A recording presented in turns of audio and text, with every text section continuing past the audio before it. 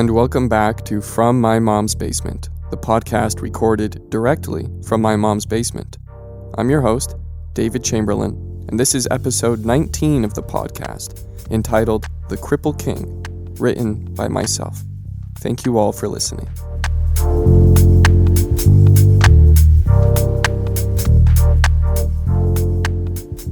If you ever think you're ugly, just know there are certain circles out there that might consider you to be a real, true reincarnation of Helen of Troy. Now, whether or not you want to run in these circles, some of which are no doubt filled with sewer rat-looking dudes, is up to you. But just know that like pain, there are varying degrees of ugliness, degrees that go all the way down to places you wouldn't believe. There's always someone uglier. Always. Unlike happiness and beauty, which seem to plateau right around the getting married level or Margot Robbie level respectively, pain and ugliness keep on going down, it seems, straight into a bleak eternity. I mean, there are some suckers out there who are so ugly you might not be able to identify them as human, like God forgot what kind of animal he was making halfway through their gestation. There are some real sorry inbred-looking guys out there, and then there are people who make those guys look handsome. So it is with pain. You've heard of rock bottom, sure, but this is a made-up, phony place. If there really were a rock bottom, an endpoint where all misery and woe could no longer get any worse, we'd be a pretty comfortable people. No, most people I know that are in real pain have no rock bottom to hit. They're free-falling through a black hole.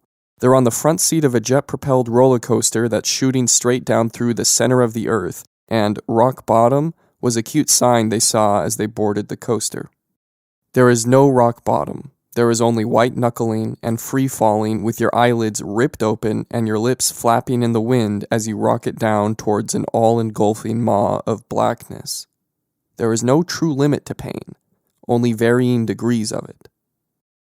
One day you might become acquainted with some downright spine-tingling depression, the kind that makes your stomach turn heavy and dark like a water-soaked t-shirt, and believe that to be the worst sensation ever felt on Earth, only to receive a phone call saying that both your parents just died in a ritualistic double suicide, and now suddenly you might think that that measly depression doesn't look so bad anymore. There is no end to the extent of pain. You can explore its vast reaches for miles. Pain is an unending cave system that stretches and worms its way towards damnation like a sprawling, tentacle-like root system of horror and woe. And the worst part is, you can't know there is worse pain out there until you explore it yourself. Real deal, Dust Bowl, Middle Ages, nothing to eat, infants are dying, the enemy is at the gates, people are killing each other type pain is only fully realized when experienced. Like skydiving or having sex, it can be explained to you in fancy metaphors and described to you in intricate graphic detail, or even shown to you on big old movie screens with ear-piercing sound design and beautiful people, but unless you've actually experienced it, you really don't know anything about it. That's the trouble with pain. It's a relative, selfish emotion. It's a real dastardly thing, pain and ugliness. And no one knew of the dastardly ways of pain and ugliness better than the Cripple King Montego IV of Onks. Now, before we go any further, I should tell you that this king is totally made up, and so is the land of Onks. These are little contrivances born out of the complex chambers of my wonderful genius imagination. And, by the way, the land is pronounced Onks, O-N-X, not Onk, like the famous Egyptian totem. Okay. So Montego IV was the product of a long, convoluted royal family tree that more closely resembled long strings of ivy than the widening branches of a tree. The inbreeding royals of Onks didn't seem to care that each of their subsequent generations were becoming more and more demented with each new addition to the family. As their ugly progeny progressed, the gaps between their eyes broadened, their noses lengthened and jutted, their chins dissolved into their necks, and their foreheads bloomed into mushroom-like growths that sprouted thin, wispy orange hair. The royal line finally culminated in its most terrible iteration with little Montego IV. He kind of took the cake for being the ugliest Montegan ever produced, a title that his relatives were more than happy to relinquish to him. Montego IV himself was never able to supply his house with an heir. The noble and ugly house of Montego ended abruptly with him. There is some serious debate about why this was. Some historians believe that because of his inbreeding progenitors, Montego IV was rendered infertile, a likely consequence for generations of incest. However, there is another school of Onxist scholars who believe that it was simply because of Montego IV's burn victim-like hideousness that he was never able to produce a child. Women of his kingdom gave him a wide berth, skirting around him slowly and cautiously like a ship captain avoiding a rocky outcropping. He never had a single female courtesan. Even his chambermaids were men, chamber butlers. It's for this reason that many historians believe Montego IV's kingly bed remained empty of any intimacy for his entire life. I am simply trying to tell you that Montego IV wasn't just your run-of-the-mill, buck-toothed, pimple-faced, bug-eyed, beak-nosed kind of ugly. Nor was he the King Richard III kind of ugly, the kind where he possessed an inconvenient yet highly trademarkable deformity. Montego IV was the kind of ugly that made you stop and shake your head and apologize to God for ever being ungrateful. Long before his accession to the throne of Onx, Montego IV was a captain in the Onxian military and was known simply as Captain Montego, or colloquially as the Putrid Captain. He headed much of his father's, Montego III's, military campaigns on the northern edges of Onx, in a realm known as Northland. He had a pretty good military record too, beating the bad people of the North in a decisive victory at the Battle of Blood Mountain, thereby settling the War of the Bad People of the North. Many soldiers gave accounts of this famous battle, saying that the enemy fled in the face of the Putrid Captain, turning on their heels and sprinting in the opposite direction. The soldiers said this phenomenon was not due to Captain Montego's expert fighting capabilities or uncompromising courage in the face of death, but because the enemy, upon seeing his face, thought Captain Montego was some denizen of hell recruited by the Onxian military, ready to pour out the devil's wrath onto the battlefield. Some Northerns were even remembered screaming, "Demon! There's a demon amongst them!" Years after the War of the Bad People of the North, King Montego III, the venerable, scrupulous, and beloved, passed away, leaving all the lands, fiefs, and commonwealths of Onx to his eldest son, Montego IV, aka the Cripple King. Generally, the people of Onx were pretty PO'd about this transition. The trade didn't seem equitable. It was kind of like handing in your modest but very reliable Honda for some kind of heavily used rust bucket made by an illegitimate manufacturer from Soviet Russia. The people could trust Montego III. No matter how many miles were on the odometer, they knew he could get them where they needed to go. But that wasn't the case for his offspring. Montego IV was horrifying to look upon, sure, but that wasn't the only grievance that could be brought against him. If you were to pop open the hood and take a look at his internal mechanics, you'd probably find a few semi-important components were missing. I'm just saying that maybe he wasn't running at optimum RPMs. Maybe if he had a couple wires replaced and his oil changed and his transmission tuned up, he'd be up to snuff with the rest of us, his engine purring like a contented kitten. Unfortunately, he never got such mechanical attention. During his reign, Montego III held the connotation of being a humble badass, a duality that, I'm not sure if you know this, is really hard to pull off. Meanwhile, our Montego the Cripple wasn't really thought of as anything more than Montego III's botched heir apparent, an ineffectual, defective runt that should be sequestered in the mildewy dungeons of Castle Montego and never set free. Before his accession, Montego IV's coronation day was, to the people of Onx, a distant nightmare brooding on the horizon, an impending disaster that they couldn't avoid or circumvent. No one really liked to think of the day when the pustule-ridden freak would slide his malformed keister onto the golden throne of Onx. The mere thought of it gave people chills, made them shudder as though they just slurped down some cherry-flavored cough syrup without a chaser. The great barons of Onx were known to wake up in their beds screaming, their old hearts having been almost arrested by a terrible dream in which the nightmarish coronation day had finally arrived. Well, the nightmarish day came and went, and the Cripple King became the sole ruler of Ankhs, presiding over 8 different fiefdoms, all of which were managed by barons who despised the Cripple King equally. On what grounds did these barons despise the poor king? I can tell you he wasn't hated for political reasons.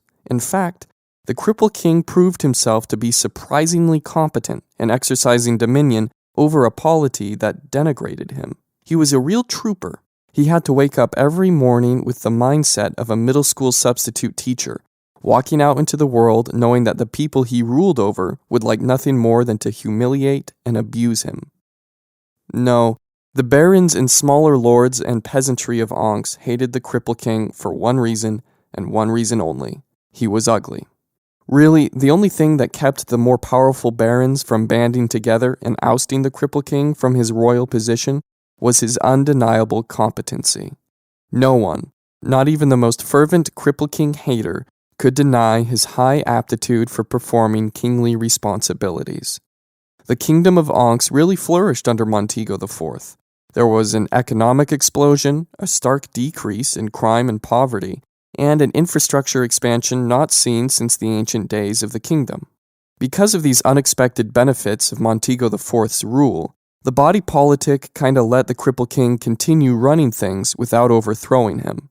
But like members of a rival political party, it was hard for the people to swallow any of the king's successes, and they watched him with their eyes peeled, ready to usurp him the moment he showed the slightest inadequacy. It wouldn't be hard to eradicate the House of Montego either, there being only one surviving member of the noble lineage. A single batch of poison, or paid-off guard, or loosened stair in the castle aviary could topple the whole Montegan regime toot sweet, leaving the barons to vacuum up the remaining pieces of the broken empire.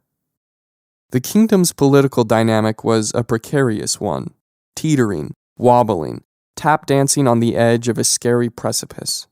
At any moment, the flourishing kingdom could lose its footing, and the symbiotic fiefdoms of Ankhs could transform into warring factions, ending the reign of Montego IV and tearing the peaceful land of Ankhs to bloody smithereens. And so you might well imagine the terror the king felt the day the Wyvern arrived. He was eating breakfast alone in his dining chambers, the king. Each one of his crunchy bites echoed into the dimly lit vastness that surrounded him, ping-ponging off the cyclopean stone walls and finally ricocheting to a sad silence. The drafty chambers of Castle Montego had all of the stereotypical architectural characteristics of any great medieval fortress or redoubt, namely that it was big, dark, made from giant grayish stone, and lit by little torches hung in sconces on the walls. Montego's dining hall was no exception. It was essentially a long rectangular box made of stone with an absurdly large wooden table running down its center. And although this dining table was close to half the length of an American football field, there was ever only one chair sitting before it, the Cripple King's. The hall was drafty, and the walls stunk of the thousands of meals that had been presented within them throughout the long history of Castle Montego. The floors were often wet with some unidentifiable dark liquid, and the windows in the hall, which were nothing more than vertical slits incised in the stone, only introduced a strong easterly wind into the chamber, making the cold hall still colder. The Cripple King sat at the very head of his grand feasting table, with the pathetic posture of a preteen sitting alone at a school dance. His back was hunched, his chin dangled so low it nearly rested against the table, and his shoulders were brought in tight towards his chest. On his bald, blistering, lesioned head rested the crown of Ankhs, the same ugly, dented piece of brass every Montegan king had worn since the dawn of time. Between bites of food, the king adjusted his crown, pulling out thin wisps of hair and smoothing over pus nodules that had gotten caught against its sharp metal. It was hard enough being mind-bogglingly ugly, but Montego IV's hideousness also brought serious health issues and physical pain, a real double whammy of misfortune. On the table before him lay a spread of bizarre, supposed breakfast delicacies, most of which were paired with some variation of buttered toast, toast with jam, toast with marmalade, toast with jelly, toast with cinnamon sugar, toast with peanut butter, etc., etc. The baker's pantry in the castle had recently been the victim of some seasonal flooding, and as a result, the bakers were trying to evacuate their bread stores before any baked goods were lost to the floodwater. Unfortunately, perhaps due to the sudden rise in humidity in the flooded pantry, the toast the king received on this day was already dotted with mold. The king wasn't fussy, though. He just ate around the green spots. I'd say much of the Cripple King's political success could be attributed to that one underrated personality trait. He just wasn't fussy. The entire castle of Montego was in a state of disrepair. The stables were collapsing in on themselves, the library was infested with some kind of chihuahua-sized rodent that liked to bite, the king's private rooms were missing floorboards and had holes in the ceiling, the main hall was coated in the dung from bats who lived in the high naves of the hall, and the exterior walls of the castle were collapsing and falling away like the outer edges of a glacier calving into the sea. But this disrepair was a result of deliberate action. Rather than use valuable Onxian taxes on repairs for his own home, the Cripple King allocated all of that revenue to infrastructure projects for the people of his kingdom. Currently, a great cross-kingdom highway was being constructed all on Onxian taxpayer dime. The project would not only connect the kingdom from east to west, but provide thousands of peasants with good jobs. So what if the baker's pantry was flooded and the king's horses kept escaping the stables? Like I said, the Cripple King wasn't fussy. Once the king had his fill of buttery carbohydrates, he leaned back in his dining chair and massaged the dangling phalanges that hung like rotten vegetation from his bloated cheeks. These phalanges were very sore in the mornings, but by afternoon they were back to their perky selves. As he massaged these peculiar facial growths, the king stared blankly at the walking path hewn into the stone floor of the chamber. A clever device crafted by the servants of Castle Montego, this walking path was made as a way for servants to wait on the Cripple King without ever having to lift their heads. This way, the servants could keep their eyes locked on the floor while serving their sovereign, and never have to risk catching a glimpse of the king's ugly mug. The walking path would guide them to and from the dining table like markings on an airport runway. King Montego simply thought his servants liked to keep their heads bowed as a sign of deference and humility, but in actual fact it was to keep their eyes averted from the Lovecraftian horror that was his face. The king finished massaging his face and rubbed his palms against his morning robes, wiping off the mucus excreted by his dangling phalanges. He leaned back in his seat and sighed.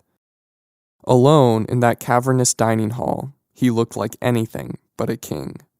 He looked like a little action figure, like a toy thing, like a doll dropped into an unproportional doll's house.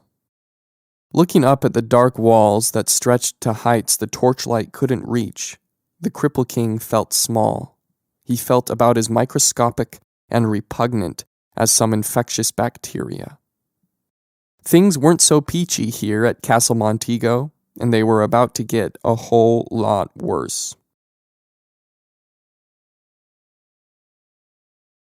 The old wooden doors to the dining chamber, which hung on hinges so oxidized they looked like red rock sediment, suddenly shrieked open, bringing a burst of light and refreshed air into the chamber. A figure, shrouded in dark robes, hobbled through the doors at the far end of the hall, moving with some anxious speed. His leather sandals slapped against the stone floors, launching a chain reaction of percussive echoes across the chamber. The king straightened up in his chair and watched as this man ran towards him. He was not very agile, the robed runner, and he kind of waddled from side to side as he ran, as if hidden under his robes were actually 3 individual kids stacked up on each other's shoulders, like something you'd see in an old cartoon. Once the runner reached the halfway point between the entrance and the place where the king dined, he paused to reconnoiter himself. He put his hands on his knees, took a few deep breaths, readjusted his robes, tightened his sandals by a few degrees, and then took off running towards the king again. Montego called out to this robed man.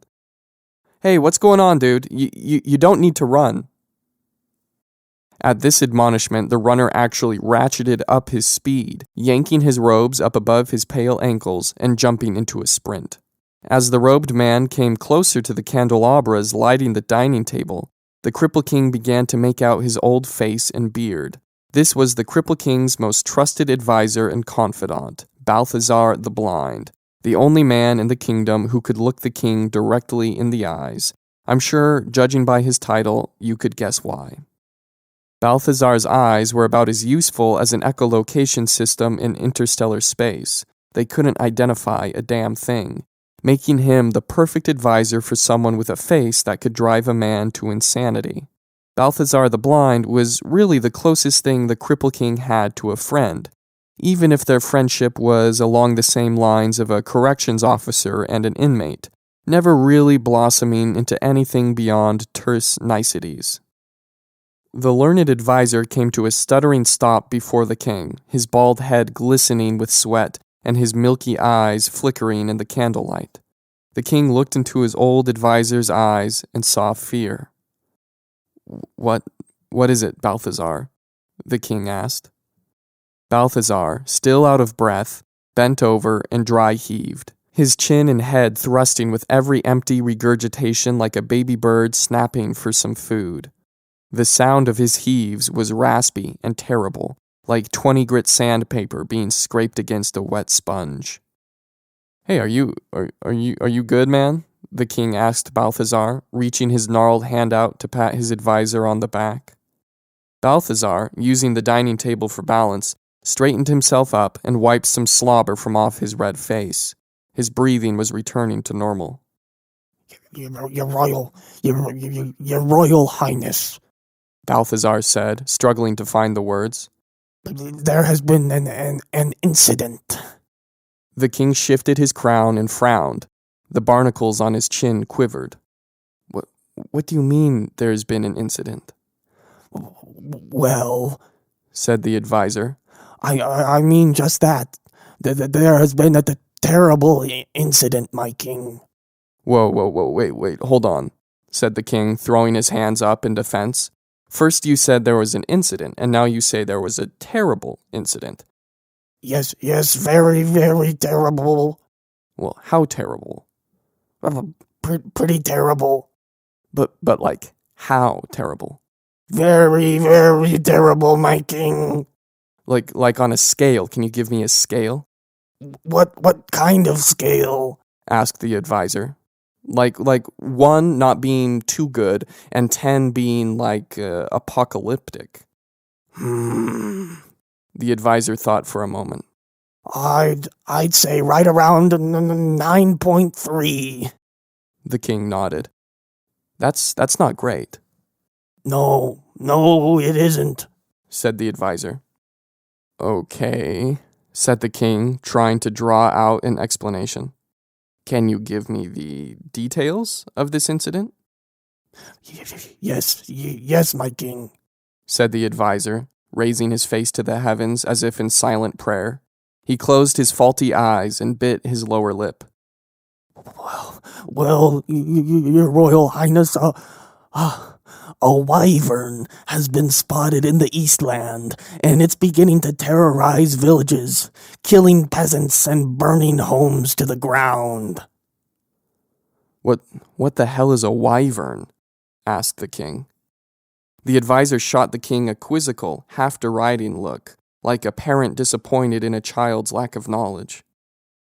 "A wyvern is a winged creature, reptilian in nature with a long tail, sharp teeth, and, although rare, fire-breathing capabilities." So like a dragon, then?" the king asked. "Did I say a dragon? No, it is not a dragon, it is a wyvern." It sounds a lot like a dragon." "A dragon is a four-legged creature, my king. A wyvern is bipedal." Remind me what bipedal means? "Two-legged." "Sure," said the king, nodding in understanding. "So now, where did this dragon come from?" Well, Your Royal Highness, this wyvern is said to have been locked up in a cave in the hills of Eastland for a few thousand years. Until just a couple days ago when some kids pried open the doors, stopping the cave. Kids? Kids did this? Asked the king. Wait, were they kids or were they like children? Oh, I hardly see the difference, my king.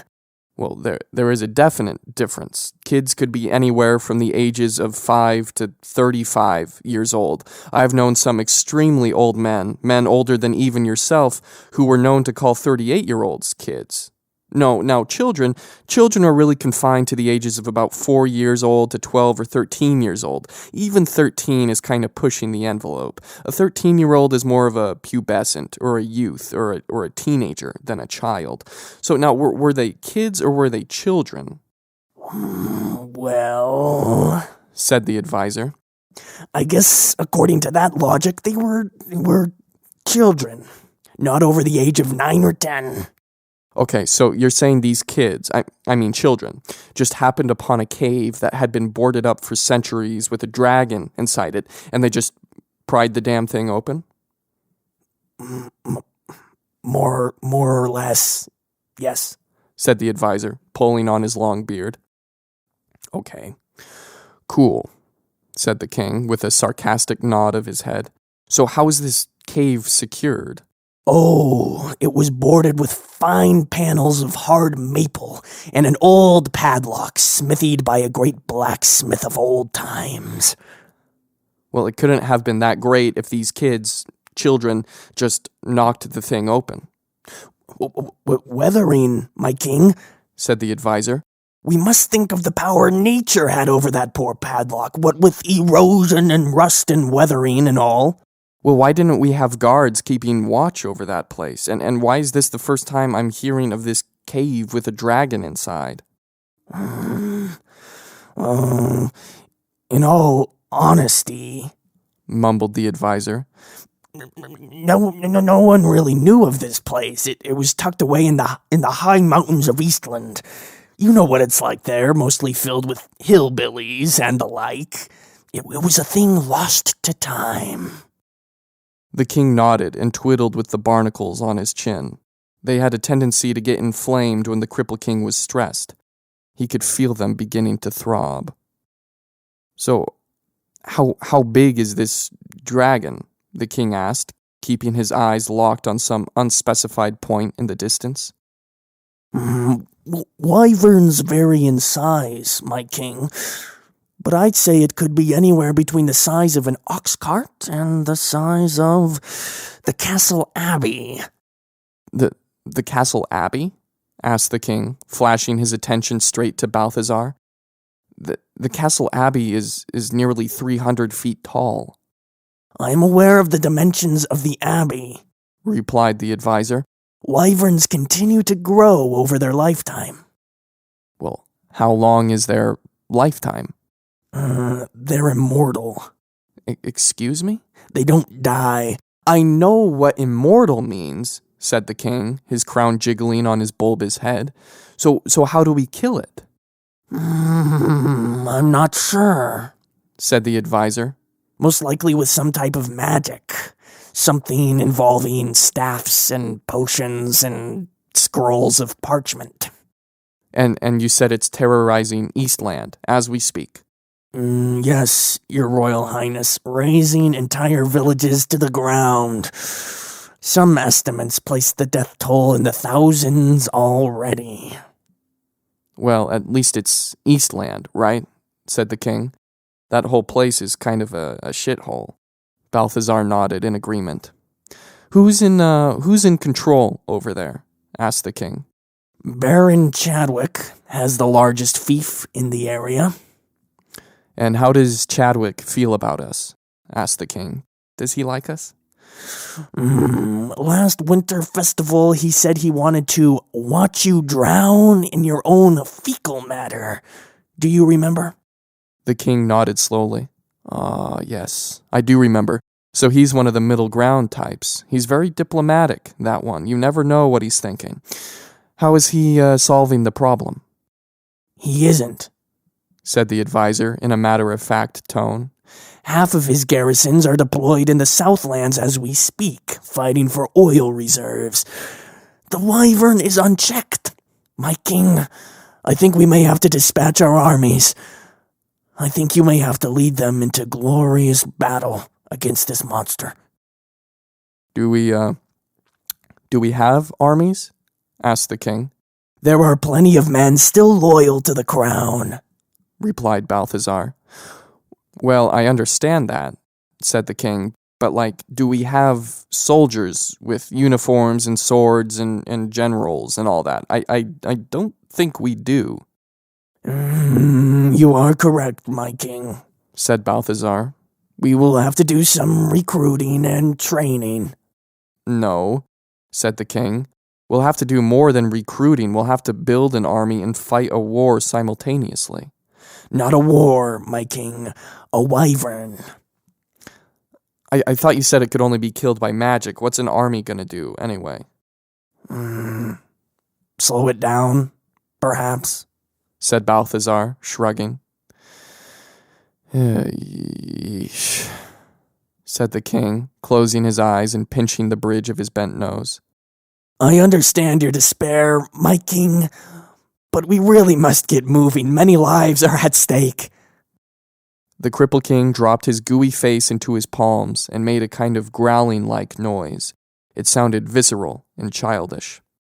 Oh, and things were going pretty well, too, said the king, shaking his head in his hands. Yes, your royal highness, Onks was prospering. The Cripple King sighed, cleared his throat, and lifted his head. Yeah, okay, said the king, popping one of his lesions and wiping the resulting pus onto his robes. Let's sally forth, then, or whatever, let's go. The Cripple King stood up out of his dining chair and followed his teetering advisor out of the dark dining hall. As the Cripple King left the dining chamber, he thought he heard, far off in the distance, the sound of screaming. Coming from so far away, the scream sounded sweet, melodic, peaceful.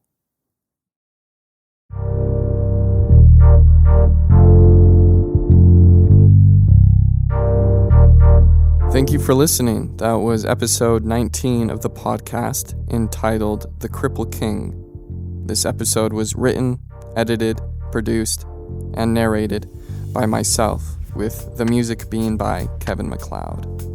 Thank you all again for listening.